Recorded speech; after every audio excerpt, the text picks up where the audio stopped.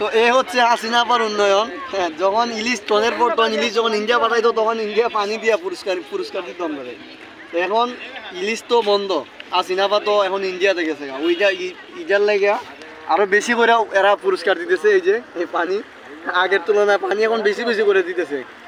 আগে তো ইলিশ পাইতো কিছু কোম্পানি দিত দয়া করে, এখন তো ইলিশও পাইছে না। আরো হাসিনাপা আসুনি কেন বুদ্ধি টুদ্ধি দিতেছে মোদি সাহেবরে, তারা তো একসাথে উঠা বসে। তো যার কারণে এই পরিস্থিতি হয়েছে। সমাধান কি এটা আল্লাহ বাকি জানেন। হাসিনাপা যদি দেখুন তাহলে আপনি কোনো রকমে ভাইয়ের সাথে মোদি ভাইয়ের সাথে একটু আলাপ আলোচনা করে এটারে কোনো রকমের সমাধান দেন। আমরা তো বাঁচন লাগবো, গরিব মানুষ আর মানবতার ফেরিওয়ালা যারা আছে সবাই কই দিছি আপনারা তাড়াতাড়ি আগে আসেন, আপনাদের বিকাশ নিয়ে গান আপনাদেরকে জাতি খুঁজতেছে। আমাদের দারাজ করিম ভাই আপনাদের খুঁজছে এবং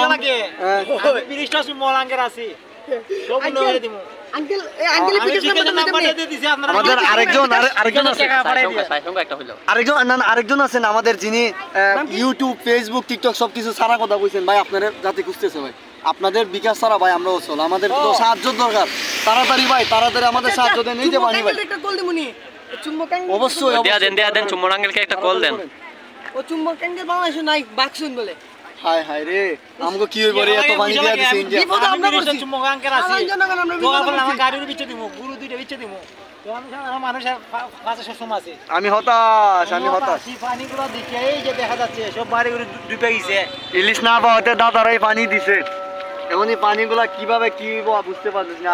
এইদিকে মানবতার ফেরিওয়ালাদের খুঁজে পাওয়া যাইতেছে না, তাদের বিকাশকে পাওয়া যাইতেছে না। ভিডিওটি সম্পূর্ণ বিনোদনের জন্য, কেউ সিরিয়াসলি নেবেন না।